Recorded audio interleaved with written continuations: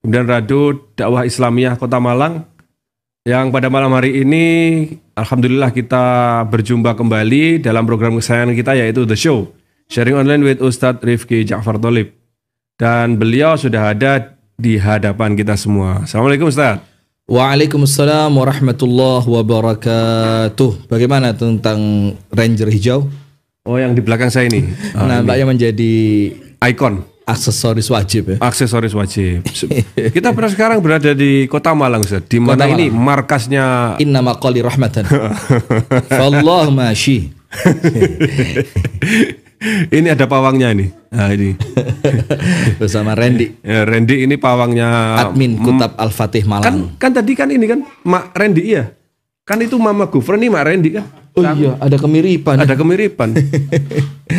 Alhamdulillah. Ahli bikin ini loh, apa? Sambal pete. Sambal cumi. Ya, cumi pete. Sambal cumi. Cumi pete. Ini pemirsa siapa yang suka cumi pete ya? Boleh di spill. Boleh deh. Boleh. Saya suka gitu. Kalau bahasa yang TikTok kan itu boleh di spill. Terus di etalase bagian mana? Wah, Anda paling ngerti. Keranjang kuning. Keranjang kuning. Ya. Kalau di sini yang ada ini pisang kuning. Masya Allah. Malam hari ini tema kita tetap menggelikan. Kami dari TikTok hijrah ke YouTube, Ustadz, lebih nyaman nonton di YouTube ya. Betul. Kita sediakan semua platform agar nyamannya yang mana ya, karena kan nggak mesti, Ustadz ya. Betul. Mungkin di YouTube lebih frame dengan komennya itu terpisah. Tapi kalau di TikTok kan ini campur, Ustadz. Jadi kadang nih orang terganggu juga sama komenan yang berjalan gitu. Meskipun nggak bisa komen dimatiin, nggak bisa. Bisa sebenarnya. Cuma kurang seru. Kalau dimatikan kurang seru, bener nggak? Bener nggak pemirsa? Betul ya. Betul. Kurang seru. Nah, malam hari ini juga nggak kalah menggelegar kita temanya, Ustaz. Ini usulan Ustaz sendiri kan temanya? Apa temanya? Yang maqali rahmatan inna. Wallah Indonesia rahmatan. Gimana Ustaz? Siwi Gufron. Itu bahasa semut itu. Saya potong nanti. Itu bahasa semut.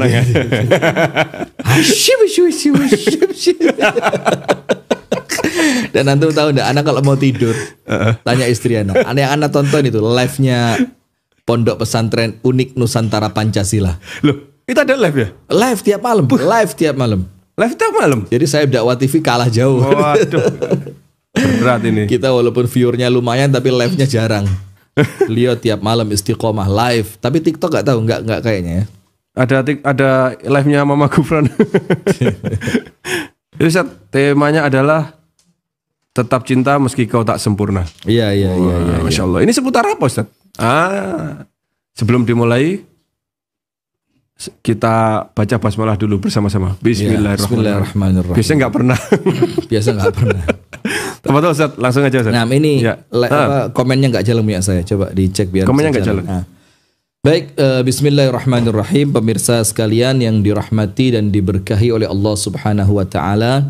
Wabil khusus secara spesial kami sapa pemirsa Madani TV. Dimanapun Anda berada, pemirsa Sayap Dakwah TV dimanapun Anda berada. Kemudian pendengar Radio Dakwah Islamiyah 107,7 FM Kota Malang. Kemudian pendengar Radio Dakwah Syariah 101,4 FM Solo dimanapun Anda berada. Dan juga kepada pemirsa live TikTok di malam hari ini yang semoga setiap apa yang kami sampaikan bersama teman-teman dan apa yang kita tayangkan bisa menjadi pencerahan, menjadi perubahan yang lebih baik dan mendapatkan ilmu-ilmu yang bermanfaat. Amin ya rabbal alamin. Amin ya rabbal alamin. Assalamualaikum warahmatullahi wabarakatuh. Bismillahirrahmanirrahim. Alhamdulillahi rabbil alamin. Assalatu wassalamu ala asyrafil anbiya'i wal mursalin. Nabiyyina wa sayyidina wa maulana Muhammadin wa ala alihi wa sahbihi ajma'in. A'udzu billahi minasy syaithanir rajim. Ya ayyuhalladzina amanu taqullaha haqqa tuqatih wa la tamutunna illa wa antum muslimun. Allahumma inna nas'aluka ilman nafi'a wa rizqan tayyiba wa amalan salihan mutaqabbala. Amin ya rabbal alamin. Pemirsa yang dirahmati dan diberkahi oleh Allah Subhanahu wa taala, kita ucapkan syukur kepada Allah, kita bersyukur senantiasa kepada Allah, kita memuji Allah Subhanahu wa taala dengan ucapan alhamdulillah, thumma alhamdulillah atas kenikmatan yang Allah berikan kepada kita. Allah berikan kesehatan, Allah berikan kesempatan, Allah berikan kenyamanan, Allah berikan kedamaian, dan salah satu yang terpenting juga Allah berikan kewarasan akal.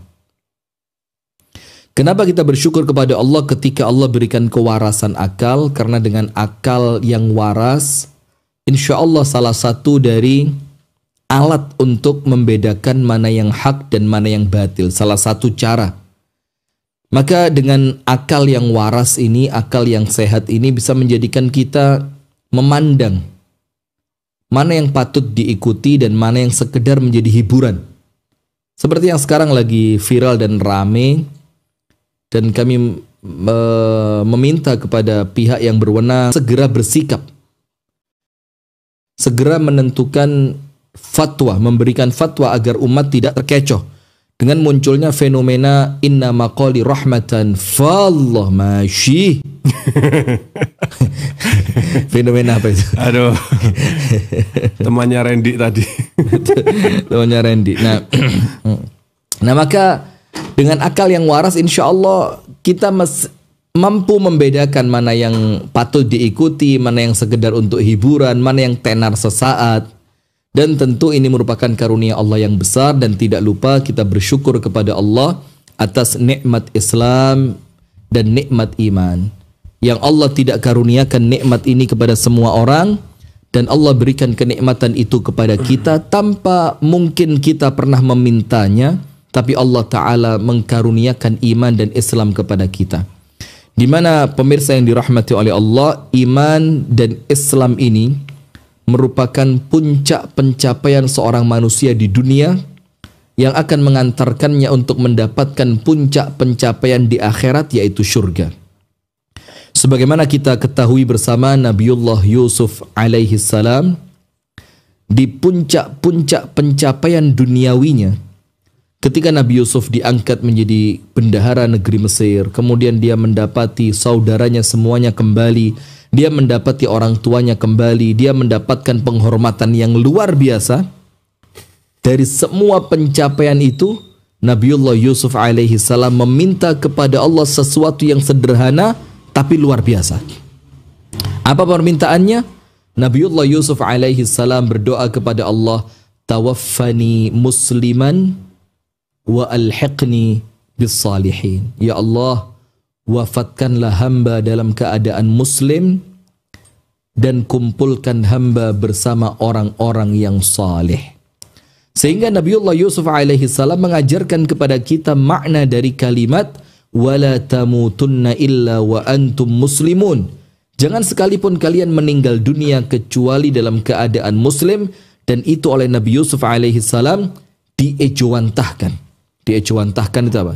Dijabarkan. Bukan.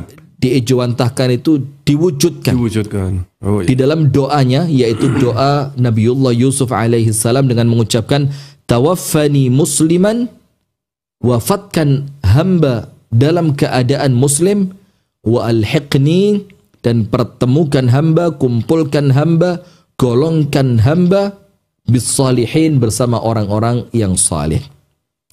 Kemudian salawat beriring salam semoga tercurahkan dan terlimpahkan kepada uswah kita, suri tauladan kita dan kekasih kita bersama, Nabi besar, Nabi agung, An-Nabi Muhammad sallallahu alaihi wasallam, beserta seluruh keluarganya, beserta seluruh istrinya, beserta seluruh sahabatnya, dan seluruh di antara umat dan pengikutnya yang setia menjalankan sunnah dan ajarannya ila yaumil qiyamah. Amin. Dan kita berdoa kepada Allah Subhanahu wa taala agar Allah hidupkan kita di atas sunnah Nabi Muhammad, dan Allah pun kelak mewafatkan kita di atas sunnah Nabi besar Muhammad sallallahu alaihi wasallam. Pemirsa yang dirahmati oleh Allah, kami jawab dulu satu pertanyaan yang terus menggelitik kedua meripat saya. Apa itu meripat? Soco. Soco. Apa itu soco? Ice. Ice. Ice. Ice. Ice. Ice cool. Ice tea. Ice. Mata. Jadi ada yang tanya di TikTok ini, Ustadz, bagaimana kalau suami selalu memilih ibunya dibanding istrinya? Bagus. Ketika suami Anda senantiasa memilih ibunya, Anda bayangkan nanti ketika putra Anda besar, dia lebih memilih Anda dibandingkan istrinya. Udah gitu aja gampangannya. Ketika putra Anda kelak menikah, dan ternyata putra Anda lebih memuliakan Anda dibandingkan istrinya, tentu Anda senang. Dan itulah yang dilakukan oleh istri Anda sekarang, yang dia sedang mencontohkan perbuatan itu kepada anak Anda, agar kelak dia lebih mencintai ibundanya dibandingkan istrinya. Maka menjadi tidak adil kalau kita tidak suka itu dilakukan kepada orang lain, tapi kita kepingin itu dilakukan kepada kita. Jadi kita tidak senang suami kita memperlakukan ibunya dengan mulia, tapi kita berharap anak kita kelak memperlakukan kita dengan mulia. Kan nggak adil namanya. Jadi bagus selama itu tidak melalaikan kewajibannya kepada istri. Jadi itu garis besarnya di situ. Ada disclaimernya ya. Selama suami tidak melalaikan kewajibannya terhadap istrinya. Barakallahu fiik. Ini Ustaz yang juga tadi seliweran. Cuma kalau ternyata seluruh kegiatan dalam mengatur rumah tangga itu selalu disetir oleh ibunya, gimana Ustaz? Jadi apa-apa serba ketika ibunya itu mengarahkan dalam tanda kutip nyetir dalam perkara-perkara yang baik, kenapa tidak? Tapi ketika ibunya mulai mengarahkan kepada sesuatu yang akan merusak rumah tangga Anda, maka Anda perlu membuka omongan dengan suami. Berbincang dengan baik terhadap masalah yang sedang muncul di rumah tangga Anda, karena apapun yang terjadi, seorang suami pasti sensitif ketika berbicara tentang ibundanya. Jadi jangan main-main Anda dalam perkara itu. Karena apa? Istri bisa diganti, ibu tidak mungkin terganti. Quotes. Tulis. Bikin status. Kalau biasanya Ustaz ya, yang nggak setuju itu, wah Ustadz patriarki. Waduh. Iya, anak hari apa ya? Hari Rabu yang lalu. Ngisi di Al-Irsyad Kediri, ada tulisannya, pergi aja suami patriarki. Saya kan nggak ngerti apa patriarki ini kan. Jadi ternyata suami yang senantiasa menindas istrinya. Semena-mena, semaunya sendiri. Kemudian mengesankan istri itu ya harus nurut kepada suami tanpa ada pengecualian. Nah, itu kan patriarki. Dan perlu dibedakan mana patriarki, mana adab. Iya. Jadi kalau adab ya tidak bisa dibilang patriarki. Jadi kadang-kadang ungkapan patriarki pun juga kurang adil dalam menilai. Artinya ketika sebenarnya semua itu sudah berjalan sesuai dengan alurnya, tetapi karena mungkin ada dorongan keinginan yang belum terwujud, ya serta-merta aja nuduh patriarki gitu. Kadang-kadang itu yang tidak semua sampaikan dalam tema sebelumnya. Luka tanpa tersakiti, sakit tanpa dilukai. Jadi nggak ada orang nyakitin dia, tapi dia sendiri yang merasa dilukai, tersakiti. Padahal nggak ada yang salah sebenarnya, cuma dia mungkin kurang tepat dalam menyikapi. Baik, Abu Shanum, tema kita malam hari ini apa? Tetap cinta meski kau tak sempurna. Meleleh apa? Siapa itu? Siapa? Tapi sebelum itu bukan Baik Haki kan? Ini Senin keempat bisa pindah tempat.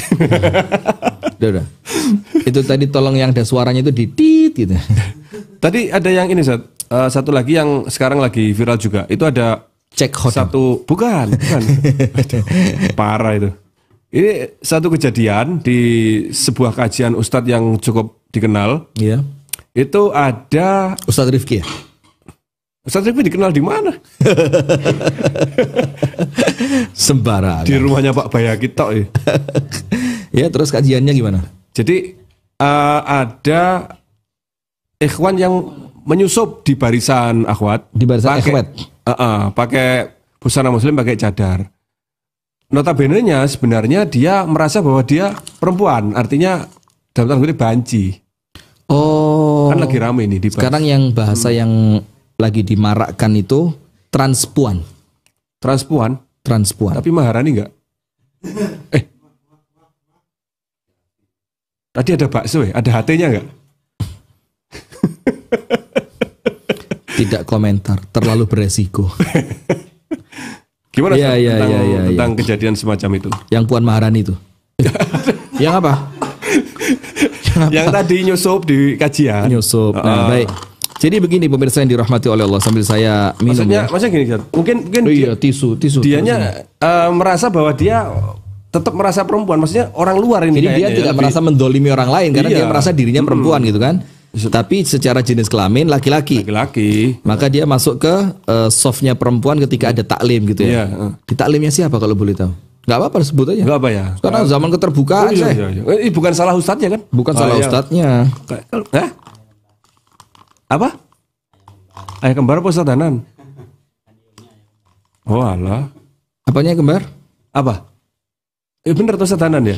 Ustadz Danan. Iya. Karena anak muda-muda Jadi tuh- begini. Heeh. Kelainan orientasi seksual. Barakallahu fikum. A'azzanallahu wa iyyakum ajma'in. Nas'alullah as-salamata wal afiyah. Itu ada dua kemungkinan yang sependek yang saya paham. Yang pertama karena faktor pendidikan. Faktor pendidikan dalam artian dia memang terbiasa berkumpul dengan orang-orang yang gendernya misalkan laki tapi terbiasa kumpul dengan orang yang gendernya perempuan. Akhirnya kebawa. Ada juga yang memang bawaan lahir. Memang secara genetik dia tercipta dalam keadaan seperti itu. Yang dua-duanya itu merupakan tidak bisa dilepaskan dari takdir Allah Subhanahu wa taala yang itu perlu dilawan. Bukan kemudian oh ini saya nggak minta kok seperti ini. Ini tiba-tiba kok saya nggak pernah, kalau saya boleh milih saya milih normal lah. Tapi kan takdir saya begini. Nah, sama seperti orang yang kemudian Allah takdirkan dia miskin. Apakah kemudian harus pasrah? Oh, takdir saya miskin kok. Orang yang ditakdirkan sakit, takdir saya sakit kok. Kemudian orang ditakdirkan oleh Allah suka berbohong. Apakah kemudian dia mengatakan takdir saya suka berbohong kok? Tidak. Harus dilawan dan itu bisa dilawan, bisa diobati, diikhtiarkan. Kalaupun berat, maka itu anggaplah sebagai ujian dari Allah Subhanahu wa taala. Nah, sehingga ketika mereka itu masuk ke daftar masuk ke ruangan akhwat, tentunya itu pelanggaran. Karena secara jenis kelamin dia laki-laki. Nah, maka ya tetap diusir, diberikan pengertian tentunya. Ketika dia merasa itu tidak bersalah, tentu diberikan pengertian dan coba digiring aja ke tempatnya laki-laki, siapa tahu dia mendapatkan pencerahan. Dan jangan lupa senantiasa bermuamalah dengan mereka dengan muamalah yang baik dan doakan mereka, nasihati mereka dengan tulus dari dalam hati. Semoga itu menjadi pembuka pintu hidayah buat mereka semua. Amin ya rabbal alamin. Ana minum dulu, Syekh. Tafadhol, Ustaz. Ini Esteller Maika. Esteller Maika. Ini Esteller durian. Saya cek duriannya dulu ya, kalau nggak habis. Karena saya kalau minum-minum begini udah curiga aja kalau ada duriannya. Biasa udah lebih cepat teman-teman Jangan-jangan dibanding saya. durinya aja. Teman-teman lebih cepat. Bahkan kemarin itu Ustaz ya. Gimana itu? Waktu Bismillah. di Sidoarjo itu Ustaz ya. Ya ini lucu aja sih. Kenapa itu? Jadi ada komentar tuh gini. Ustadz bicara sabar.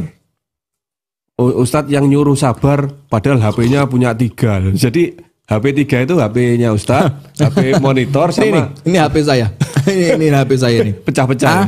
Berapa ini? Lupa itu lama tuh. A32 atau ya sampai lupa saya. Udah 4 tahun lebih nih. Dan sekarang layarnya udah mulai mati-mati. Jadi udah nggak touch screen lagi, tapi lempar screen. Kalau nggak dilempar nggak peka. Kenapa? Press screen harus disikat-sikat dulu. Jangan kan. Bahkan waktu di Saudi kemarin, saya cuci pakai hand sanitizer. Saya khawatir kan layarnya kotor, saya kasih hand sanitizer. Ternyata tetap gitu. Jadi ya tolonglah kalau melihat live dan sebagainya itu ya intinya kita mengedepankan husnudzon lah Ustaz ya. Jadi Ustadz, wajarkah saya marah kalau suami saya nonton film biru? Ya wajar sekali, Mbak. Justru kalau Anda nggak marah, Anda nggak wajar. harus marah ya. Harus marah, itu namanya kemarahan karena Allah. Karena suami melakukan kemaksiatan. Justru ketika seseorang melihat pasangannya melakukan kemaksiatan dan dia tidak marah, itu namanya kan dayuth itu tadi kan. Nah gitu. Udah. Bagaimana Abu Sanum? Apa materi kita malam ini? Tetap cinta meski kau tak sempurna. Baik. Nah, ini Masya Allah ini materinya maknyes ini. Ini disimak baik-baik dulu ya. Teman-teman disimpan dulu pertanyaannya. Kita dengarkan Ustadz menyampaikan materi. Nanti bolehlah ya, tanya-tanya ya. Tanya-tanya lagi. Nomornya antum biasa pakai? Enggak. Oh enggak ada interaktif malam ini? Enggak. Biasanya pakai nomornya Mas Arif kan? Oh iya, ada. Baik. Bismillahirrahmanirrahim. Pemirsa yang dirahmati oleh Allah Subhanahu wa taala dimanapun Anda berada, tetap cinta meskipun kau tak lagi sempurna. Atau gitu ya? Atau apa? Meski kau tak sempurna. Meski kau tak sempurna. Nah, sebenarnya judul ini saya ambil dari satu video yang saya dikirimi teman saya, namanya Ustadz Abdul Manan, hafizahullahu taala. Ada seorang laki-laki sudah tua, kira-kira usianya 80 tahun. Dia menceritakan tentang kisah hidupnya bersama istrinya. Jadi setelah dia menikah sekitar 20 tahun, itu istrinya terkena penyakit lumpuh. Jadi usia pernikahan yang masih dibilang belum terlalu lama ya, 20 tahun itu kan. Katakan kalau dia menikah usia 25, berarti usianya masih 45, masih seger juga ya. Seger, dan si istri boleh jadi kalau katakan kalau di bawahnya 5 tahun, si istrinya baru 40. Tapi istrinya terkena penyakit, suatu penyakit yang menjadikan istrinya itu lumpuh. Dirawat sama sang suami ini, dirawat dengan penuh ketelatenan, dirawat dengan penuh kasih sayang, sampai pada suatu hari setelah berjalan beberapa waktu, sang istri ini ngomong sama suaminya. Ini kalau bahasa kita ya, suamiku, silahkan kamu nikah lagi. Jadi si istri nawarin suaminya gara-gara si istri merasa aku tidak lagi mampu menjalankan kewajibanku sebagai seorang istri. Maka si istri itu menawarkan kepada suaminya, apabila engkau berkenan, nikah aja lagi. Maka kemudian suaminya mengatakan apa? Cukup untuk saya keberadaanmu di sampingku. Jadi saya tidak perlu sesuatu yang lebih darimu ketika kondisimu seperti ini. Udah cukup untuk saya ketika engkau ada di samping saya, katanya. Saya bisa melihat wajahmu, saya bisa mendengar suaramu, saya bisa menyentuhmu, saya bisa bercanda. Itu udah cukup untuk dia. Walaupun engkau tidak bisa menjalankan kewajibanmu sebagai seorang istri. Udah sampai suatu hari istrinya meninggal. Maka anak-anaknya bertanya, wahai ayahku, silahkan menikah lagi. Engkau telah lama merawat ibu kami, dan engkau laki-laki yang butuh kepada seorang istri. Apa kata sang suami yang istrinya meninggal tadi? Dia mengatakan, cukup untukku, aku mengingat cerita tentang istriku, dan itu bisa menjadi hiburan di setiap waktuku. Sampai si laki-laki itu dalam waktu yang cukup panjang, dia tetap setia tidak menikah pasca wafatnya itu istri.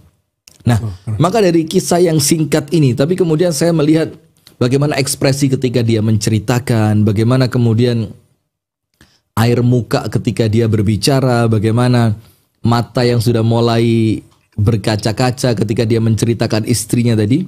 Maka saya melihat memang terkadang cinta itu tidak perlu kesempurnaan. Kita bisa mencintai orang dalam keadaan orang itu penuh dengan kekurangan. Kita bisa mencintai seseorang dalam keadaan seseorang itu bahkan boleh jadi ketika dia menyakiti kita. Iya benda. Bahkan ketika dia menyakiti, kalau kita udah cinta mati, bucin. Udah bucin gitu kan. Bahasanya udah seakan-akan udah kayak, engkau menyakitiku itu rasanya seperti saya, seperti engkau apa ya, kayak memberi kenikmatan itu. Mungkin kalau lebaynya seperti itu, saya nggak gue banget lah lebay-lebay itu ya kan. Seperti kalau istri nangis, siapkan dadamu, peluk dia, pret. Nah, maka begini. Nah, maka dari tayangan video singkat tadi, dan itu diambil dari kisah nyata. Bagaimana seorang suami bertahan untuk tidak menikah lagi. Saya nggak bicara masalah hukum menikah laginya ya. Ketika istri sakit, bagaimana hukum menikah lagi. Saya nggak bicara masalah itu, tapi saya berbicara sisi lain dari kisah ini.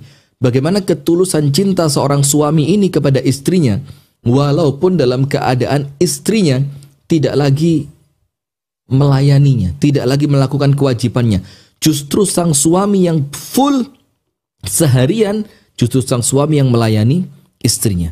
Tapi ketika cinta itu sudah mulai tumbuh, maka apapun akan tetap menjadikannya cinta. Nah, maka dari kisah ini muncullah judul kajian itu kan, tetap cinta meskipun tak sempurna begitu. Jadi bagaimana tipsnya, bagaimana caranya, dan ini kami juga belajar ini. Jadi bukan jangan dianggap kemudian saya udah top gitu ya, enggak juga. Bahkan bisa jadi kita mendapatkan pelajaran dari cerita teman-teman yang ada di YouTube, yang ada di Madani TV, yang ada di TikTok. Mungkin kita lebih banyak belajar dari semua itu. Nah, tapi saya bisa mengambil beberapa poin dari tetap cinta meskipun tak sempurna. Seharusnya saya lupa satu kata tadi. Tetap cinta meskipun tak lagi sempurna. Karena boleh jadi dulunya sempurna, cantik, putih, muda, apalagi cantik, putih, muda apa? Kaya, apalagi? Tambah lagi apa? Bisa bikin sambel. Bisa bikin sambel. Kayak Mama Randy. Apalagi ya? Tapi sekarang kemudian semua kesempurnaan di awal pernikahan itu ketika mulai memudar, maka bagaimana kita tetap memunculkan rasa cinta. Yang pertama, Allah Subhanahu wa ta'ala berfirman di dalam Al-Quran, yang ini juga ada kaitannya dengan suami istri. Ada kaitannya dengan suami istri. Di sana Allah Subhanahu wa ta'ala mengingatkan para suami, mengingatkan para istri agar hubungan di antara mereka itu menjadi hubungan yang penuh dengan kebaikan. Allah Ta'ala berfirman, A'udzu billahi minasyaitonir rajim, wala tansawu al-fadla bainakum. Janganlah kalian saling melupakan kebaikan masing-masing dari kalian. Ayat ini kan kalau kita baca sekilas ya kita udah ngerti nih. Jadi pertemanan, hubungan suami istri, kemudian di dalam hubungan pekerjaan, dalam hubungan kekeluargaan, kekerabatan yang mungkin zaman dulu kita banyak mengambil manfaat dari orang tersebut, tapi sekarang mungkin ada satu dua sedikit masalah, ada satu dua sedikit cacat aib dari teman kita, pasangan kita, kolega kita, tetangga kita, kerabat kita, yang itu Allah Ta'ala mengingatkan wala tansawu al-fadla bainakum. Ketika kamu sedang ada masalah dengan orang lain, maka jangan pernah melupakan apa? Kebaikannya. Itu untuk sekedar teman, kerabat, tetangga, bos dengan karyawan, atau kolega dalam bisnis, apalagi di dalam rumah tangga. Ketika seorang istri sudah mencurahkan seluruh hidupnya untuk suami. Serius ini Pak. Anda gak manggil antum jadi Pak kalau podcast ya. Ini serius ini. Pokok Pak itu serius ya? Serius ya. Kalau udah mas keluar Paknya itu serius berarti. Siapa ini? Dan ada TNI di sini tuh. Tapi sipil.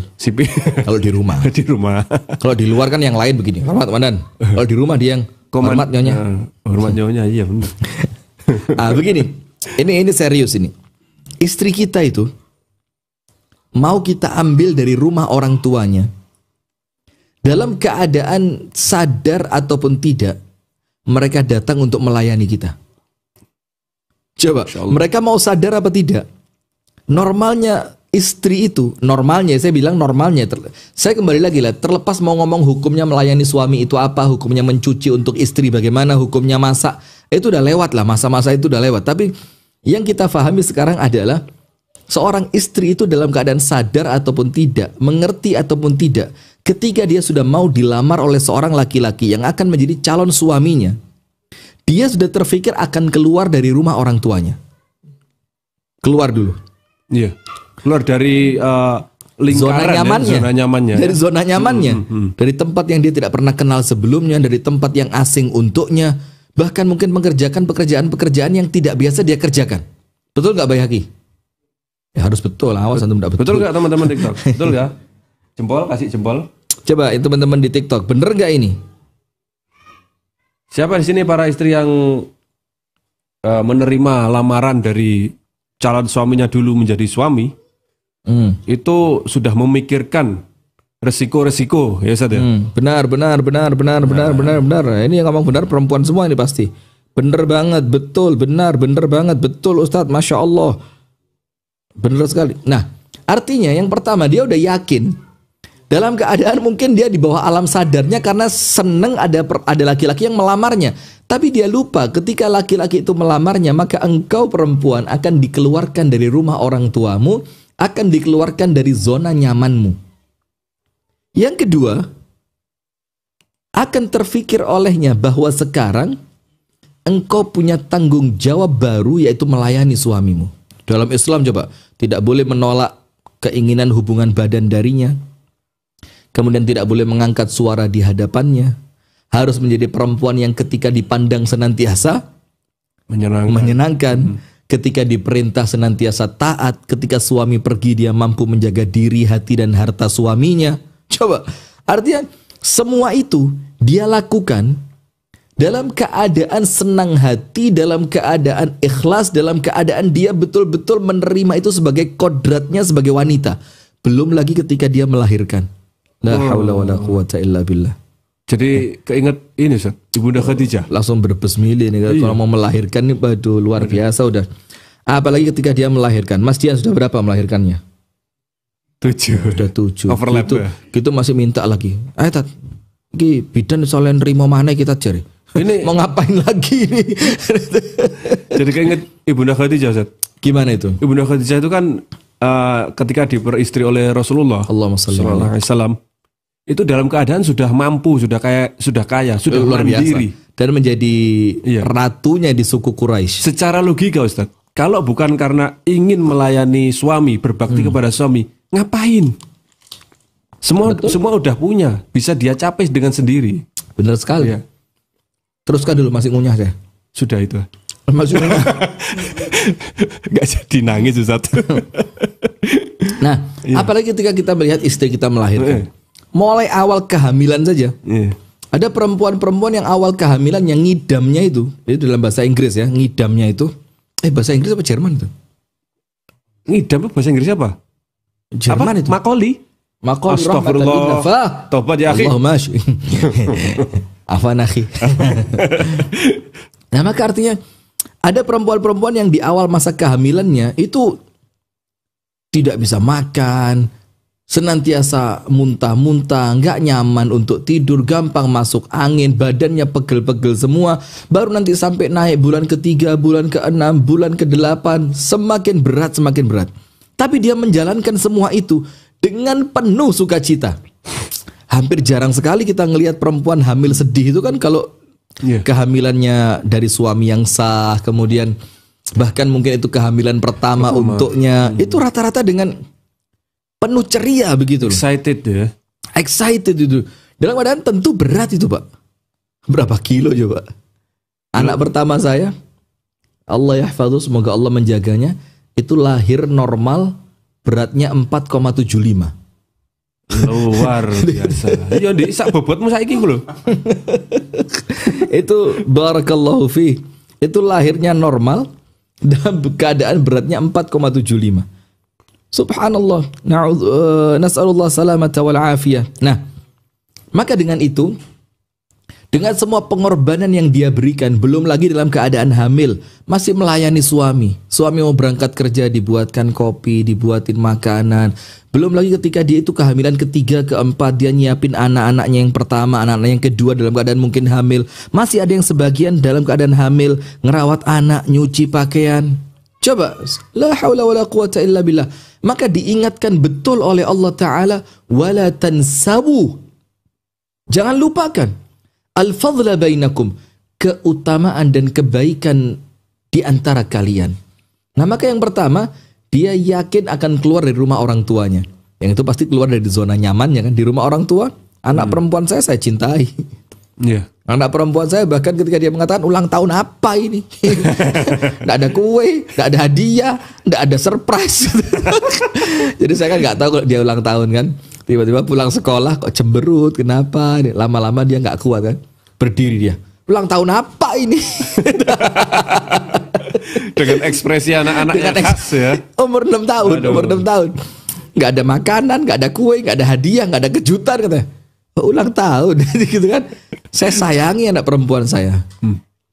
Bahkan dari sekarang saja saya udah mikir, nanti dia nggak akan saya nikahkan kecuali dengan laki-laki pilihan saya. Bayangin. Betul. Iya kan?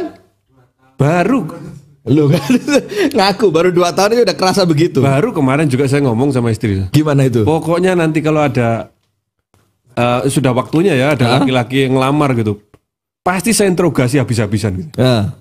Tentang visi misi, tentang macam-macam. Pokoknya sampai nggak bisa jawab. Itu kan? Iya.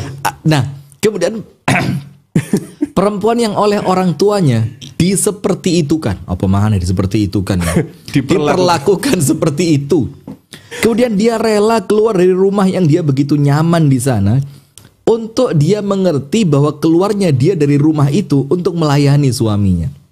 Lah terus tiba-tiba ketika dia sudah mulai usianya mulai tidak muda lagi ya, mulai naik umur 45, 50, 60, bahkan mungkin sampai panjang umur Allah takdirkan sampai 80 tahun. Tiba-tiba si laki-laki dengan entengnya mengatakan, saya udah gak cinta lagi sama kamu, saya mau nikah dengan yang lebih muda. Atau dengan bahasa ketika usia istrinya itu 50 ditukarkan 25-an 2. Dipecah no. Ada yang bilang usia istri saya 60 Ustaz, saya mau tukerin 30-an 2. Saya bilang jangan, tukerin 20-an 3 saya bilang. Jadi usianya kan 60. Dia bilang mau saya tukerin 30-an 2. Iya. Saya bilang jangan, tukerin 20-an 3 saya bilang. Dapat lebih banyak. Nah, maka tentu kalimat-kalimat seperti itu ya memang bisa jadi candaan ya. Tapi ini menunjukkan seorang suami yang benar-benar telah melupakan kebaikan yang selama ini diberikan oleh istrinya. Nah, maka poin yang pertama, pemirsa yang dirahmati dan diberkahi oleh Allah Subhanahu wa taala dan Al-Akh Abu Shanum yang dirahmati oleh Allah. Amin ya Rabbal. Poin yang pertama, Allah taala mengingatkan kita agar tetap cinta walaupun tak lagi sempurna. Itu ingat kebaikannya di masa lalu. Ingat kebaikannya ketika dia awal menikah dengan Anda. Ingat kebaikannya ketika dia begitu mesra di awal pernikahan. Ingat kebaikannya ketika ia membelanjakan hartanya untuk rumah tangga itu. Ingat kebaikannya ketika dia rela meninggalkan rumah orang tuanya untuk melayani Anda. Jadi ini tips yang pertama untuk kita menjadi orang yang tetap cinta walaupun tak lagi sempurna. Bagaimana tipsnya? Mengingat kebaikannya di masa lampau, di masa-masa ketika dia masih muda, masih sehat, masih seger. Bahkan ada video bercanda. Ada seorang laki-laki mau berangkat kerja, dicegat sama istrinya. Cium. Lihat gak video itu? Saya belum tahu sih, belum tahu. Cium kata istrinya. Terus si suami kan mungkin karena tidak terbiasa. Apaan sih gitu ya? Dia menghindar kayaknya sesuatu yang aneh gitu. Risih segala macam. Terus dia bilang, kenapa? Udah nggak cantik lagi, udah nggak seksi lagi, udah nggak semampai lagi. Kan elu juga donaturnya katanya. Jadi ketika badannya udah mulai berubah, seakan-akan suami itu mulai apa? Mulai hilang cintanya. Padahal seharusnya justru semakin berjalannya waktu, semakin terbukti pengorbanan dia untuk rumah tangganya. Dan orang yang telah membuktikan pengorbanan dan perjuangannya adalah orang yang paling layak untuk dipertahankan cintanya. Quotes of the day, of the yang night. potong susah ini. Sampai api ditambah. Gimana teman-teman tadi mencatat gak itu? Apa itu? Quotesnya? Iya. Boleh ditulis ulang di komen, nanti saya sematkan. Ya, jadi artinya orang yang telah membuktikan perjuangan dan pengorbanannya untuk rumah tangga kita, itu adalah orang yang paling layak dipertahankan cintanya. Karena apabila kita berpindah ke lain hati, Ustadz Furqan ahlan wa sahlan, antum datang terlambat ganggu acara ini, masya Allah. Tapi nggak apa-apa Ustadz, untung antum Ustadz ya. Kepala Al-Fatih lagi, kita mau ngomong kan takut juga ya, kualat ya. Baik. Nah, maka daripada kita berubah ke lain hati, yang kemudian kita belum tahu bagaimana ke depannya bersama dia. Dan Astagfirullah wa atubu ilaih. Kalau kita mau cerita sebenarnya juga ada beberapa cerita walaupun nggak banyak ya. Tapi mungkin kalau kejadian ya banyak. Jadi seorang suami yang merasa kecewa dengan istrinya setelah berumah tangga lebih dari sekian tahun, panjang, ada yang lebih dari 10 tahun. Kemudian dia ganti istri, diceraikan istrinya itu, dapat istri yang baru. Dan ternyata justru malah nggak sampai setahun rumah tangganya buyar. Masya Allah. Kenapa merusak yang telah berjalan 10 tahun untuk mengambil sesuatu yang kita belum tahu tabiatnya seperti apa, yang Allah takdirkan ternyata rusak dalam waktu kurang dari setahun. Nah maka bagaimana tetap cinta walaupun dia tak lagi sempurna, ingat kebaikannya di masa lalu. Dan Rasulullah SAW mengingatkan kita, salah satu di antara ciri orang yang beriman kepada Allah Ta'ala itu adalah mereka yang pandai berterima kasih kepada orang lain. Jadi ciri mukmin yang sejati, ciri mukmin yang pandai bersyukur kepada Allah atas nikmat yang Allah berikan, apa cirinya? Dia adalah menjadi orang yang gampang berterima kasih kepada orang lain. Hadisnya berbunyi, Rasulullah sallallahu alaihi wa ala alihi wa sahbihi wasallam bersabda, la yashkurullaha man la yashkurun nas. Tidak dianggap bersyukur kepada Allah seseorang yang tidak berterima kasih kepada manusia. Karena nikmatnya Allah itu datang kepada kita, pasti ada perantara.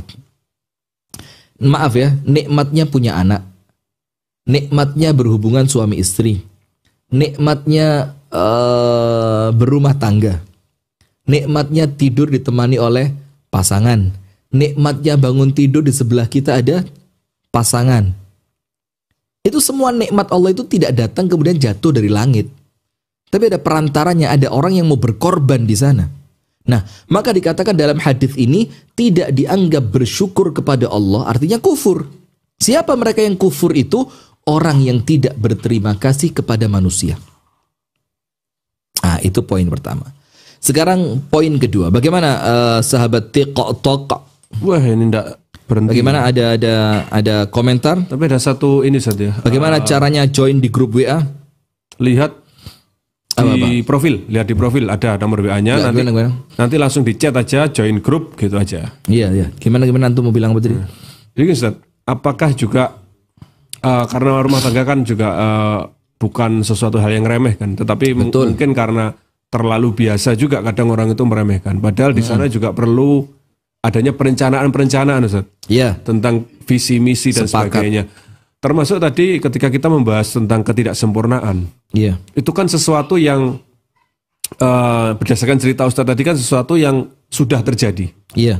Nah, berarti mungkin di antara kita ini naudzubillah min dzalik, semoga kejadian buruk tidak terjadi. Tetapi boleh gak sih Ustadz, bukan dalam rangka bersuudzon ya Ustadz? Iya.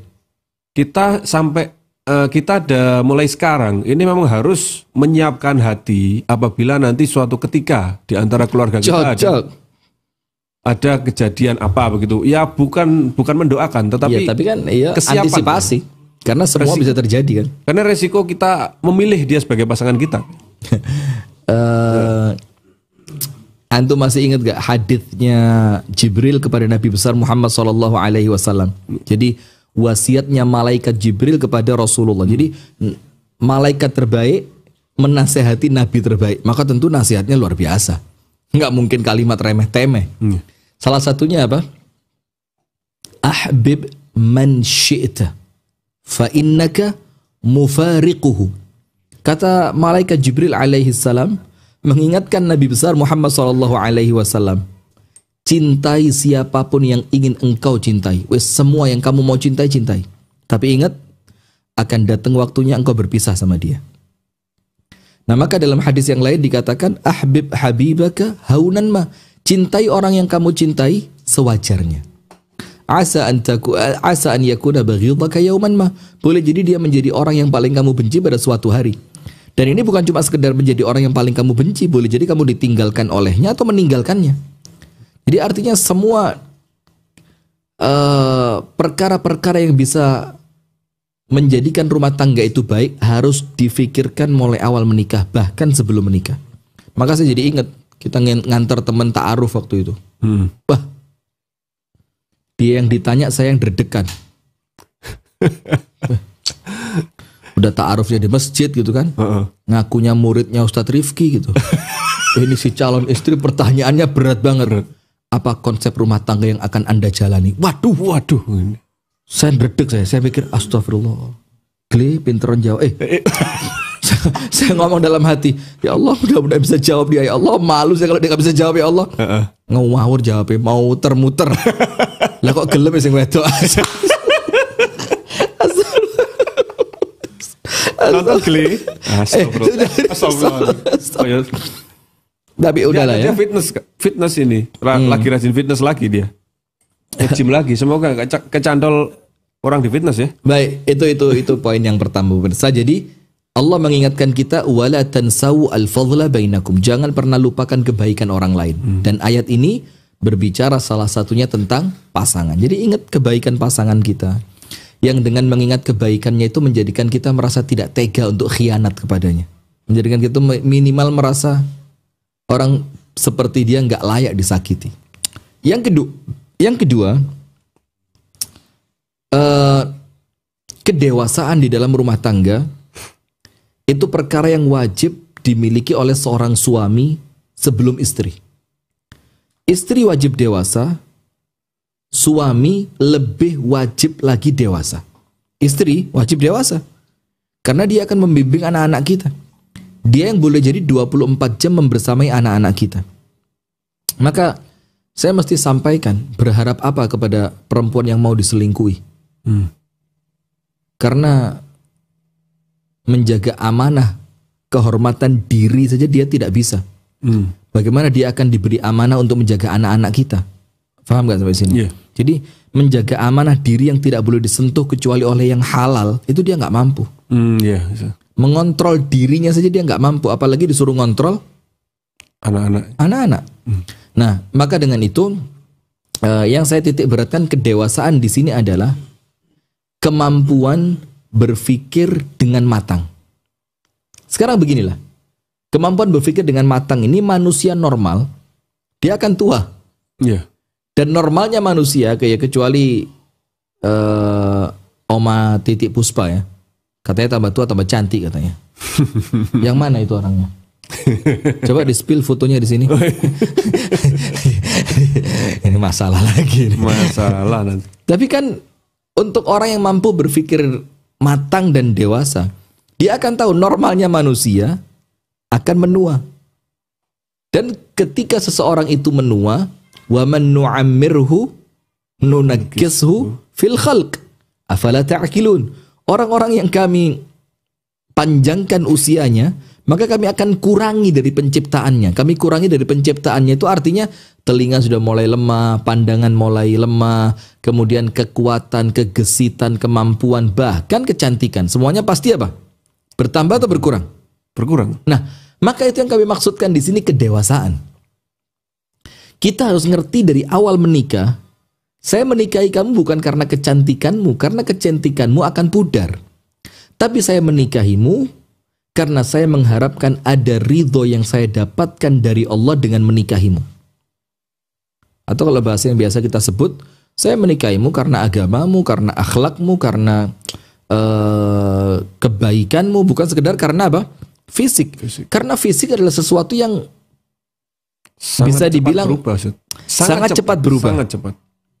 Apalagi kalau nggak dibiayai pakai skincare. Wah iya tuh. Wah. Apalagi ini ya, yang cobain STL yang umum beredar itu kan? Apa itu? Setelah dicerai katanya tambah menggoda itu loh. Ya kan? Apa itu? Lah, serius apa? Apa? Janda lebih menggoda itu loh, Zat. Itu loh. Saya tahu pepatahnya itu. Saya pernah baca di belakang. Apa itu? Ya dulu masih punya suami. Begini ya, maaf pemirsa, perawan memang menawan, tapi janda lebih menggoda. Waduh. Itu tulisannya. Tulisannya itu ya? Tulisan di truk gitu ya? Nanti kita spill lah fotonya ya. Biar nggak dikira saya ngarang-ngarang. Jadi ya kalimat-kalimat yang kurang pantas lah itu. Kalimat yang kurang pantas. Nah tapi begini, kemampuan berpikir matang dan dewasa ini menjadikan kita juga berpikir bahwa istri kita bakal menua, suami kita bakal menua. Apabila kemudian ketika mereka tidak lagi sempurna secara fisik, tidak lagi sempurna secara kekuatan, tidak lagi sempurna secara pendengaran, penglihatan, kemampuan berbicara, kemampuan menyerap omongan, ketika sudah tidak lagi sempurna seperti itu, maka cara menikmatinya berbeda dengan ketika dia masih sempurna. Ketika dia masih sempurna, kita menikmati kesempurnaannya, kecantikannya, kekuatannya, kesehatannya, kegesitannya, itu cara menikmatinya. Tapi ketika dia tidak lagi sempurna, kita menikmati bersabar untuk tetap setia dalam keadaan pasangan yang tidak lagi sempurna. Dan itu bisa dinikmati. Dalam artian kita menikmati besarnya ganjaran yang akan Allah berikan atas kesetiaan yang kita berikan. Nah, maka kedewasaan ini menjadikan seorang suami itu berpikir matang. Termasuk bentuk kedewasaan adalah dia tidak cari senangnya sendiri. Apa cari senangnya sendiri itu? Kalau bahasa Jawa sak karepe dhewe, sak senenge dhewe. Kalau bahasa Indonesianya apa? Semaunya sendiri. Semau gue. Enggak, artinya bukan sekedar semau gue, dia lebih cari enaknya sendiri gitu loh. Ada istilahnya apa? Apa istilahnya bahasa Indonesia? Enak di lu, nggak enak di gue atau gimana gitu ya? Apa teman-teman TikTok barangkali bisa membahasakan dengan bahasa Indonesia? Apa istilahnya? Sak karepe dhewe itu apa? Apa tadi? Sak senenge dhewe. Iya, dia cari enaknya aja. Dia cari enaknya. Biasa bilang egois lah ya, lah. Mungkin lebih dekat ke makna egois. Dia hanya mementingkan kesenangan pribadinya. Ini laki-laki yang tidak dewasa. Begitu pula perempuan yang lebih mementingkan kecantikannya dibandingkan pendidikan anaknya. Ini tidak lagi dewasa. Karena begini, ini serius nih Pak. Serius Pak. Yang kedua ini. Ya siapa? Begitu ya. Siap komandan gitu. Ketika seseorang itu menikah, maka dia merubah dari kesenangan pribadi menjadi kesenangan bersama. Itu yang harus difahami dalam pemikiran matang dan dewasa. Jadi seneng itu bukan lagi seneng saya, tapi bagaimana senang ini bisa menular kepada istri, menular kepada anak-anak, menular kepada suami. Sehingga kesenangan itu tidak lagi perkara pribadi, tapi kesenangan keluarga. Nah, maka dengan itu ada beberapa yang perlu dikorbankan. Terkadang kita mengorbankan kesenangan pribadi kita untuk memberikan kesenangan kepada anak-anak kita. Enak rasanya. Enak Ustaz. Alhamdulillah. Coba di Zoom. Esteller apa namanya? Maika. Esteller Maika. Tadi sore saya minum yang duren. Malang punya nih. Ya, Esteller Maika. Kita sekarang lagi di Malang. Teman-teman yang ada ini dari Malang, coba absen dulu. Allahu Akbar, dapat terus. Alhamdulillah.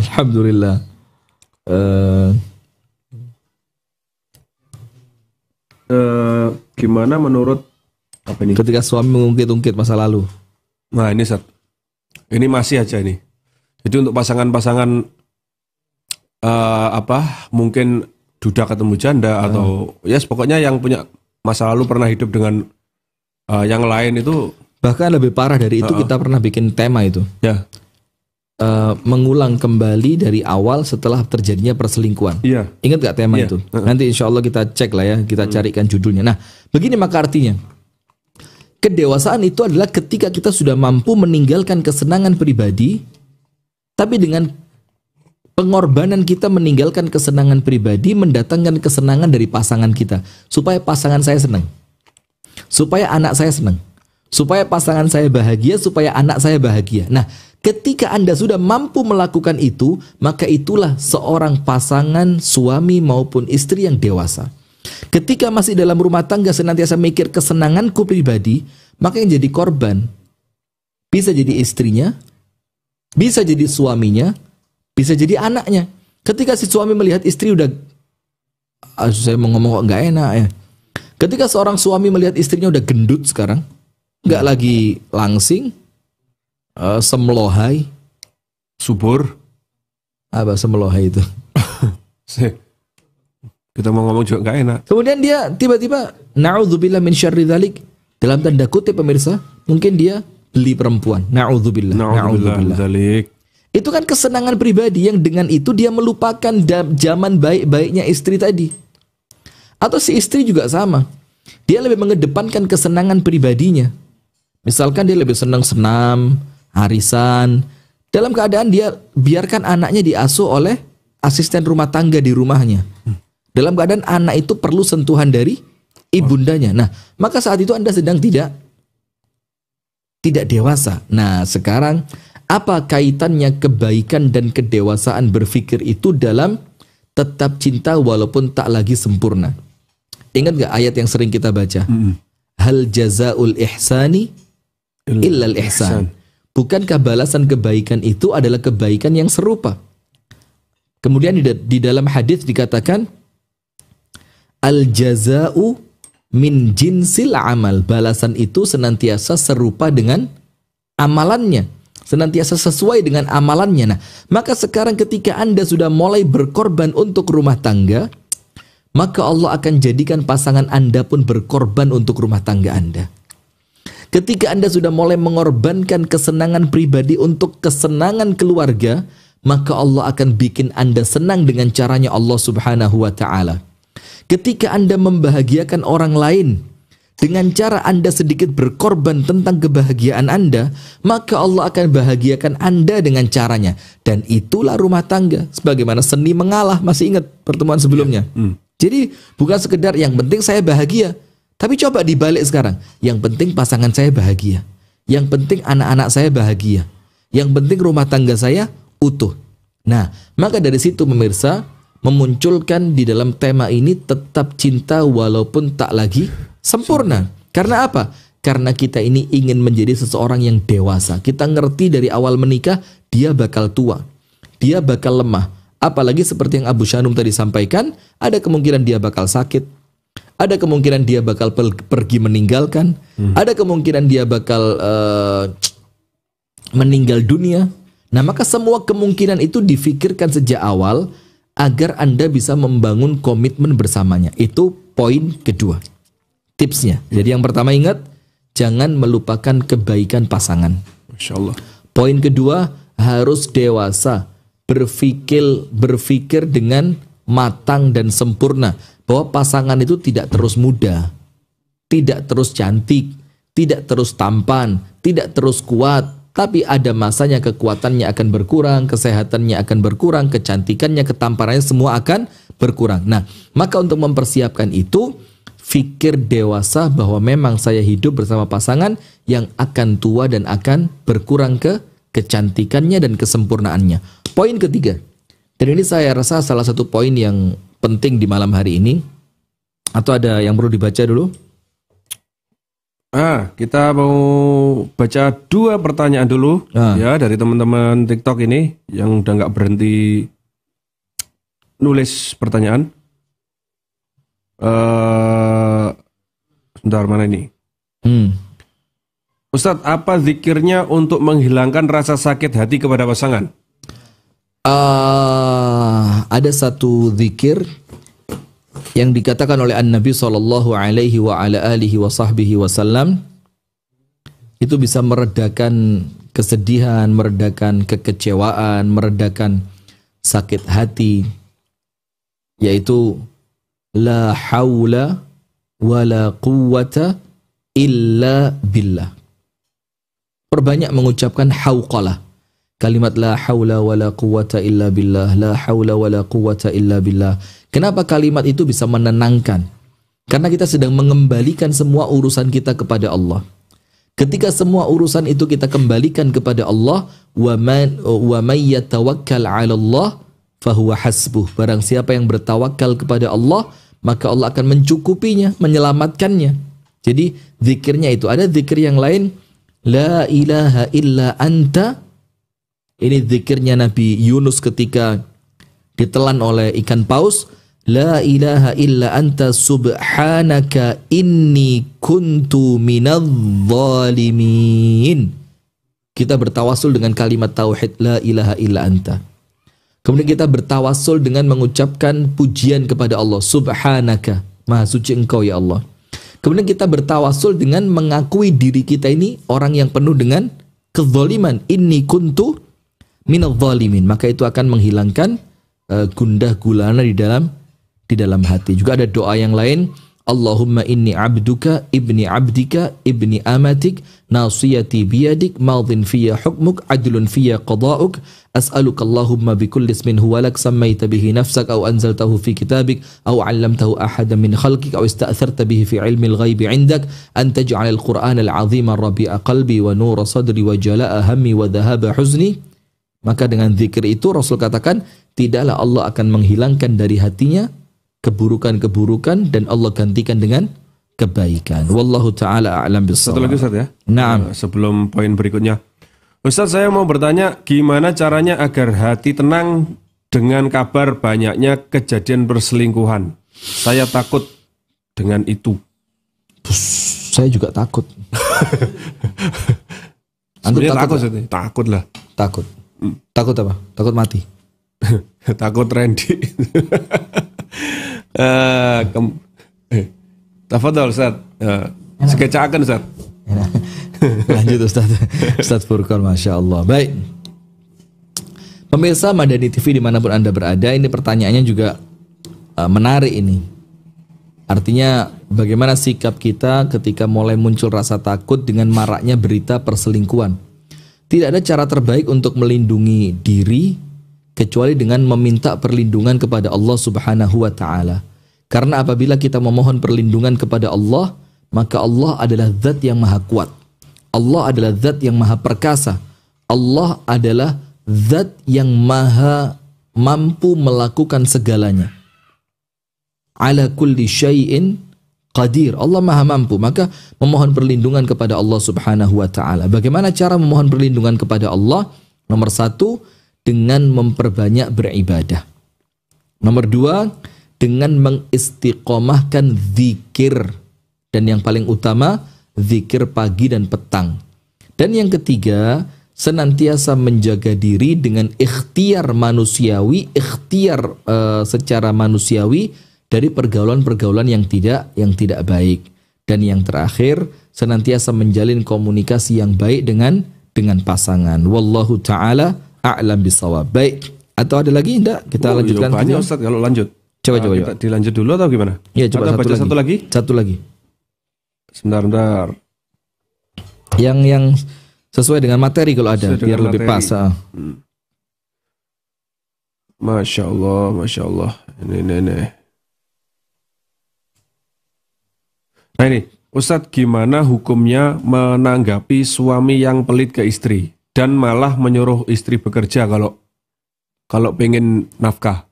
Jadi suaminya mungkin ini mampu sebenarnya, tapi nggak mau ngasih gitu loh. Malah kalau pengen ya kerja sendiri gitu. Ya, nah ini istri menanggapinya bagaimana Ustadz? Masalahnya kalau nggak. Jadi ada nafkah yang memang wajib, yaitu nafkah berupa sandang, pangan, dan papan. Ketambahan satu yaitu nafkah batin. Itu merupakan nafkah wajib.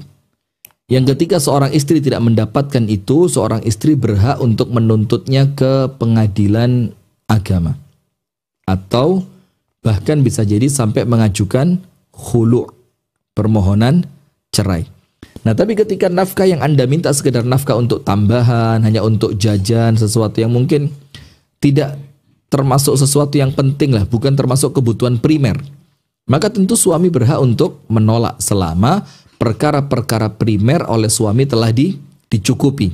Nah, akan tetapi di antara bentuk kedermawanan yang terbaik adalah dermawan kepada anak dan istri dalam urusan-urusan yang positif. Jadi dermawan kepada anak dan istri dalam perkara yang negatif haram. Nah, disitulah ada perbedaan antara israf dan tabdzir. Nah, ini penting ini, pemirsa tolong difahami. Ada perbedaan antara israf wala tusrifu wa kulu. Ustadz Furqan bisa didengarkan ya, wa kulu washrabu wala tusrifu. Dan makanlah kalian, minumlah kalian, tapi jangan kelotean. Jangan berlebihan. Paham Ustadz Furqan ya? Karena saya juga belum makan ini Ustadz. Kalau antum habisin udah gak kebagian kita. Itu israf, berlebihan. Nah sementara tabdzir, innal mubadzirina kanu Ikhwana syayatin. Orang-orang yang mubadir itu termasuk temannya setan. Apa perbedaan israf dan tabdzir? Israf itu membelanjakan harta pada perkara yang mubah secara berlebihan. Itu israf. Jadi membelanjakan harta untuk sesuatu yang memang secara hukum boleh-boleh saja. Tapi berlebihan. Misalkan dia makan kan halal saja kan? Tapi ketika makanan itu mulai israf berlebihan, maka bisa menjadi haram, bisa menjadi haram. Nah, sementara tabdzir, mubadir, itu walaupun cuma 1 rupiah, itu mubadir. Padahal kecil sekali nilainya, tapi dibelanjakan untuk sesuatu yang haram. Jadi kalau ada orang mengatakan rokok itu haram, kalau ada yang mengatakan rokok itu haram, bukan saya, kalau ada yang mengatakan rokok itu haram, maka uang yang dipakai untuk beli rokok walaupun murah itu namanya tabdzir, mubadzir.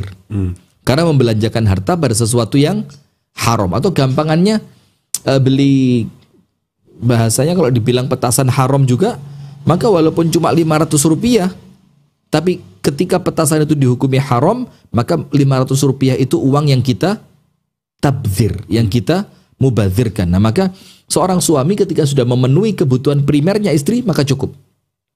Setelah itu apa? Setelah itu hanyalah keutamaan dan fadilah, keluasan yang diberikan oleh suami kepada istrinya. Wallahu ta'ala a'lam bishawab. Nah, sekarang saya lanjutkan poin ketiga, dan ini saya rasa merupakan poin terpentingnya. Maka nomor 1 tetap cinta meskipun tak lagi sempurna. Nomor 1, jangan lupa kebaikan pasangan. Jadi jangan yang diingat sekarangnya, jeleknya, tuanya, sakitnya, tapi ingat zaman dulunya ketika Anda masih berbunga-bunga dengan cinta bersamanya. Yang kedua, bentuk dari kedewasaan adalah kita menyadari bahwasannya orang-orang yang kita nikahi adalah orang yang pasti tua, akan menua dengan alamiah. Maka dengan itu dipersiapkan dari awal. Ketika dia muda kita sayangi, ketika sudah tua kita ganti yang lain.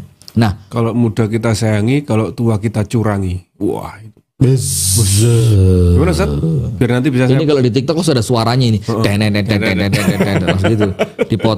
Dipotong, baru kalimatnya sedikit langsung ada musiknya yang terus gambar ustadznya itu di ada petir-petirnya gitu. Ada petir-petirnya gitu kan. Wah, seger loh. Menua bersama Ustaz. Nah, itu. Menua bersama. Poin ketiga adalah saya pilih bahasa yang paling pas. Kehormatan. Ngerti gak kehormatan itu? Iya. Harga diri. Harga diri. Kita ini, Pak, seorang muslim itu laki-laki terhormat. Laki-laki yang punya harga diri. Laki-laki yang punya wibawa. Sehingga salah satu bentuk dari kehormatan itu, salah satu bentuk dari apa ya bahasanya yang lebih tepat ya, kita ini laki-laki terhormat gitu. Sehingga kita nggak sembarangan memperlakukan perempuan itu. Kita menikah dengan cara terhormat. Anak-anak kita dilahirkan dengan jelas siapa bapak dan siapa ibunya.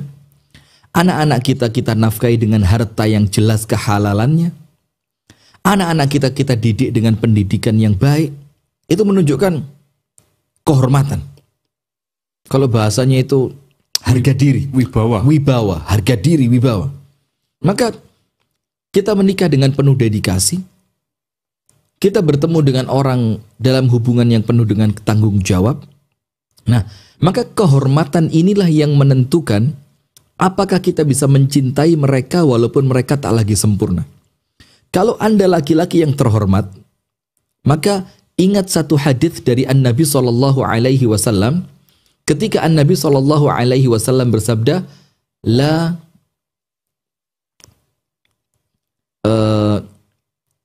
ma akraman nisa'a illa karim. Tidaklah ada laki-laki yang mampu memuliakan wanita kecuali memang dia laki-laki yang mulia. Wa ma ahanahunna illa laim. Dan tidaklah menghinakan mereka, termasuk makna menghinakan itu ya sudah melupakan ketika mereka sudah tidak lagi sempurna itu hina. Dan tidaklah menghinakan perempuan kecuali memang dia laki-laki hina. Sehingga kita perlu ikhtiar untuk terjaganya kehormatan ini. Kita perlu ikhtiar untuk terjaganya kemuliaan ini. Aizzah sebagai laki-laki yang mulia, laki-laki bersih, laki-laki yang Qawamah. lah tidak ada hubungan dengan qawamah. Beda ini ya. Beda konteks. Beda konteks. Ya? Oke. Laki-laki yang saya laki-laki bukan sembarangan gitu loh. Saya laki-laki mahal. Saya bukan laki-laki murah gitu. Nah, maka dengan itu Rasulullah mengingatkan tidaklah memuliakan wanita kecuali laki-laki mulia dan tidaklah menghinakan wanita kecuali laki-laki yang hina. Sehingga Anda pertaruhkan kehormatan Anda di dalam sikap Anda kepada pasangan ketika mereka tak lagi sempurna. Ketika Anda tetap terhormat seperti cerita yang saya sampaikan di awal kajian tadi, ketika istrinya lumpuh, istrinya nyuruh nikah lagi, dibilang enggak. Saya cukup kamu di samping saya udah kebahagiaan. Ketika istrinya meninggal sama anaknya disuruh nikah bapaknya. Bapaknya bilang apa? Cukup kisah indah tentang ibu kalian. Itu membuat saya bahagia. Dan itu ada contohnya, Ustaz. Siapa itu? Ayahandanya Ustadz Darwis. Naam. Itu, Allah yarhamu. Semoga Allah merahmati beliau. Itu bagaimana itu? Beliau tidak menikah lagi sampai beliau wafat. Jadi itu rentan waktunya ada 30 tahun. Setelah ditinggal istri usia berapa kira-kira? Ya sudah 60-an mungkin ya, Ustaz. Karena kan meninggalnya qadarullah usia 95. Lah, istrinya. Wallahu alam. Kalau kita mundur 30 tahun ke belakang kan beliau usianya udah 60-an. Kok ada filternya ini? Gak tahu. Tapi keren juga ya. Coba Ustaz, tunjukin ke kamera. Ini siapa nih yang ngasih filter nih?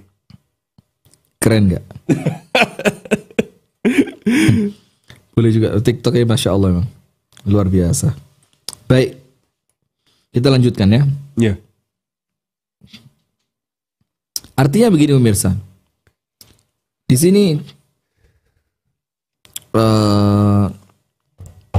dipertaruhkan kemuliaan kita sebagai seorang muslim. Kita ini seorang muslim yang bersih. Muslim yang tidak murahan. Muslim yang punya harga diri. Muslim yang punya izzah. Muslim yang punya kemampuan untuk menjaga kesuciannya.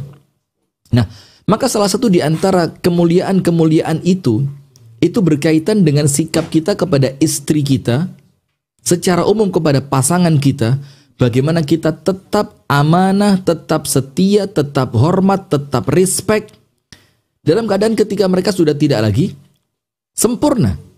Nah, maka dengan itu, Rasulullah SAW juga mengingatkan, la yafruku mu'minun mu'minatan. Dilarang seorang laki-laki muslim mukmin membenci istrinya yang beriman kepada Allah. Jadi laki-laki yang mukmin tidak boleh membenci istrinya yang sama-sama beriman kepada Allah. In kariha minha khuluqan, sekiranya si suami itu membenci sebagian perangai istrinya, radhiya minha khuluqan akhar, dia akan mendapati akhlak yang lain dari istrinya yang akan dia sukai. Jadi artinya jangan senantiasa memandang tidak lagi sempurnanya, tapi pandang apa di balik ketidaksempurnaan itu. Dia perempuan yang setia menemani saya puluhan tahun. Dia perempuan yang setia merawat anak-anak saya ketika saya di luar kota, ketika saya bekerja. Dia perempuan yang setia menjaga kehormatannya ketika saya pergi. Dia perempuan yang senantiasa tersenyum di balik kedatangan saya. Dia perempuan yang senantiasa memaafkan setiap kekhilafan saya. Nah, maka di situ Rasulullah mengingatkan, janganlah seorang laki-laki muslim membenci perempuan muslimah. Janganlah seorang suami mukmin membenci istrinya yang mukminah. Ketika dia membenci satu perangai, dia akan mencintai perangai yang lain dari pasangannya. Maka apa artinya di sini? Artinya adalah ketika kita memahami bahwa pasangan kita adalah pertaruhan kehormatan kita, maka kita akan mati-matian menjaga dia. Kita akan mati-matian mempertahankan cinta kita kepadanya walaupun dia tidak lagi sempurna. Justru di situ ujiannya. Kalau cinta ketika masih sempurna, Pak, Semua orang bisa. nggak perlu orang pilihan. Iya. Iya kan? Nggak perlu orang istimewa. Tapi kita kepingin istimewa dengan menunjukkan bahwa saya amanah dengan pilihan yang telah saya ambil. Maka saya akan menunjukkan kualitas saya dengan cara apa? Saya akan tetap mencintaimu dalam keadaan dirimu tak lagi sempurna. Jadi kita mau tunjukkan kepada, tentu bukan dalam rangka sombong ya, kita mau tunjukkan kepada dunia, ini laki-laki muslim. Yang pasti kita ingin tunjukkan kepada Allah. Oh, ya Allah, ini Tentu, aku loh orang termasuk orang yang menjaga amanah darimu ini. benar. Jadi artinya kita ingin tunjukkan bahwa kita bukan laki-laki sembarangan. Kita laki-laki yang bisa menjaga amanah, kita laki-laki yang bisa menjaga kehormatan, kita laki-laki yang bisa menjaga kecintaan kita kepada pasangan, kita laki-laki yang tidak setelah habis Manis. Habis manis. apa Habis es tebu. enggak pepatahnya Habis manis sepah dibuang. apa sepahnya mau ditelan Itu kata es tebu. kan es betul tebu. kan. Iya. Lalu Iya, sepahnya mau ditelan bahasanya ini penjual es tebu. habis manis Sepah dibuang. ya kan betul. Iya betul. Terus salahnya di mana Iya betul Ustaz. Penjual es tebu itu betul itu gitu. gitu ya. Iya. Lah terus dikemanain? Kan memang sepahnya diwadahi karung kan. Diwadahi karung mulai kemalaman sudah jam berapa ini? Hah? Sepahnya di tempat itu bisa dibuat kertas kan? Bisa Ya, dibuat kertas, bisa dipakai jadi Uang kertas enggak ya? arang, bisa dicetak jadi arang. Briket. Briket. Ya, saya nggak tahu sih, saya ngarang aja ini. Oh gitu ya. Daur ulang katanya. Oh iya ya. Daur ulang ya. Ustadz, bagaimana jika suami judi online? Buang aja. Lah, perangkat judinya itu dibuang, HP-nya buang aja. Nah begini, maka poin yang ketiga pemirsa, ini menunjukkan bahwa kita ini laki-laki sempurna, kita ini laki-laki bersih, kita laki-laki suci, kita laki-laki mulia, kita laki-laki terhormat, kita menikah dengan terhormat, kita berumah tangga dengan terhormat, dan kita akan Allah pisahkan dari pasangan kita kelak ketika kita meninggal dalam keadaan terhormat pula. Itulah sampai kemudian ada dalam Islam itu syariat yang namanya masa iddah. Itu kan salah satu di antara hikmahnya menunjukkan kesetiaannya kepada suami. Dikatakan dalam hadis tidak boleh seseorang itu meratapi kematian, bersedih atas kematian seseorang lebih dari 3 hari, kecuali seorang istri bersedih atas kematian suaminya sampai 4 bulan, 10 hari itu bentuk amanah. Nah, maka itulah pemirsa yang dirahmati oleh Allah Subhanahu wa taala, bagaimana tetap kita mencintai pasangan kita meskipun mereka tak lagi sempurna. Nah, bahkan justru ujiannya ada di situ. Semakin besar ujian, semakin menunjukkan kehebatan. Jadi kalau ujiannya semakin besar, tapi Anda tetap setia, Anda tidak tergoda dengan perempuan lain, Anda tidak tergoda dengan laki-laki lain, Anda tidak tergoda dengan rumah tangga orang lain, tetap Anda fokus, Anda komit dengan apa yang telah Anda pilih dari awal, maka itu menunjukkan bahwa Anda itu memang bukan orang sembarangan. Barakallahu fikum wa jazakumullahu khairan. Kami kembalikan kepada Al-Akh Abu Shanum. Falyatafaddal mashkuran ma'jura. Ini ada komentar yang sangat menarik. Ini coba saya ping dulu ya. Iya. Biar nggak hilang. Komentarnya ini Biar nggak hilang. menarik sekali. Udah hilang belum ya? Bentar. YouTube juga Masya Allah ya, yang mengikuti juga cukup lah. Baik teman-teman YouTube dari Madiun hadir, Malang hadir, tinggal Samarinda. Nah intinya gini Ustaz, komentarnya gini, dari Mbak Senja 05. Dari banyak ceramah Ustadz untuk posisi istri kedua, sepertinya negatif, padahal tidak semua seperti itu. Bu, naam. Ini mungkin saya awali dulu Ustadz ya. Iya. Saya sebagai orang yang sering atau paling banyak ya dalam timnya Ustadz itu ngedit videonya Ustadz. Nggak nemu tuh malahan kalau ada pernyataan semacam itu. Ini malah tahu ya Ustadz. Ya nggak apa-apa. Terus. Biasa aja. Padahal kalau boleh ini Ustadz ya mungkin nanti bisa diluruskan atau dijawab lagi. Mungkin ketika ketika apa ya? Ketika ada fenomena ya, ketika ada fenomena seperti cerita tadi bahwa nggak butuh menikah lagi, atau mungkin fenomena seperti kebanyakan bahwa ketika seorang laki-laki itu poligami kebanyakan nggak tanggung jawab kepada keluarga yang pertama. Nah ini mungkin diarahkan ke situ sehingga seolah-olah istri kedua itu nggak baik. Padahal kan ini beda konteks kan. Ini beda. Jauh sekali. Ini konteksnya antara perbuatan dan status. Jadi dan beda. Kita kan di konteks itu lebih kepada mengarahkan suami untuk jangan sampai dengan kehadiran istri kedua rumah tangganya malah menjadi rusak. Bukan masalah istri keduanya. Iya. Padahal kalau menurut Islam itu boleh, ya silahkan. Tetapi kan jangan sampai kemudian perbuatan itu justru akan merusak syariat itu sendiri. Iya, gitu. Udah antum pin belum keluar sih. Belum keluar komentarnya, udah antum pin. Iya nggak sempet kan ini di kamera utama. Udah naik semua ya. Udah naik semua. Jadi apa pertanyaannya? Ya cuma itu aja menambahkan dari komentar. Semua ceramah Ustadz, saya lihat Ustadz lebih memandang negatif posisi istri kedua. Padahal tidak ma'adzallah. Tidak pernah saya seperti itu, tidak pernah.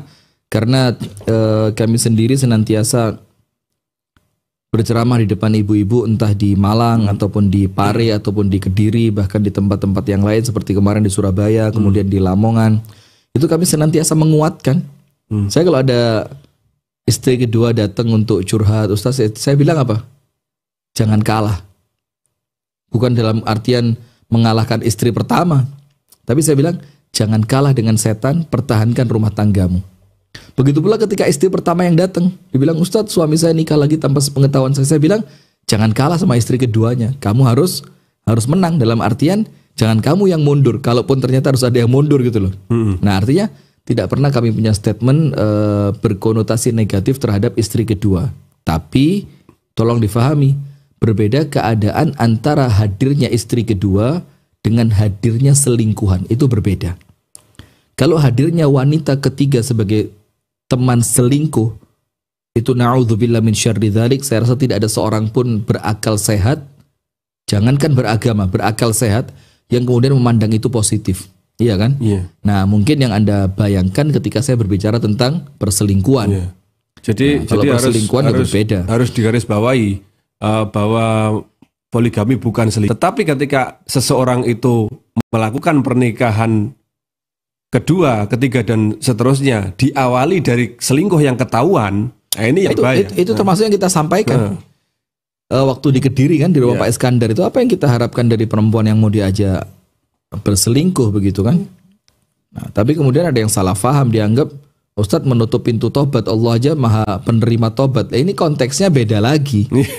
Tapi yuk kami senantiasa memahami lah, namanya kita udah muncul di medsos, publis. Di depan publik, maka tentu akan memancing banyak komentar-komentar yang terkadang nggak nyambung juga dengan apa yang kita sampaikan. Tapi ya biasa aja. Bahkan saya mungkin termasuk orang yang tidak terlalu ambil pusing dengan komentar-komentar negatif, kecuali ketika masukannya positif. Kalau masukannya positif kami terima, bahkan kami bicarakan dengan teman-teman untuk bagaimana kedepannya bisa lebih baik. Tapi kalau sekedar komenan seperti kata-kata Wahabi lah, kata-kata Ustadz memanfaatkan posisi untuk jualan lah, itu nggak ngefek sama sekali. Karena masa-masa itu udah lewat. Ini bukan masanya lagi kemudian baper dengan komentar netizen. Itu bukan zamannya sudah. Kita udah mau lari pergi bikin sekolahan, bikin pondok, bikin kampus kalau perlu. Anda masih sibuk dengan kata-kata baper lah, dengan kata-kata sakit hati lah. Udah nggak masuk itu, sama sekali udah nggak masuk begitu kan. Nah tapi kemudian yang perlu kita garis bawahi di sini adalah tolong dibedakan mana posisi istri kedua dan mana posisi wanita yang hadir sebagai pelakor atau selingkuhan. Tentu berbeda. Tentu berbeda. Wallahu taala a'lam.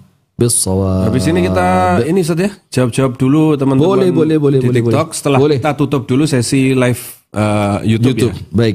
Baik kita tutup dulu pertemuan pada malam ini. Teman-teman TikTok stay dulu. Setelah ini kita jawab-jawab pertanyaan ya. Ditunggu dulu, kita tutup di sesi materi untuk YouTube. Baik, apabila ada kekurangan dan kesalahan, kami mohon maaf sebesar-besarnya. Insya Allah kita akan hadir lagi di dalam acara The Show Senin mendatang ya Ustaz ya? Iya. Senin ke-5 kalau nggak salah ya? Senin depan kelima ya? Iya. Benar ya? Senin kelima.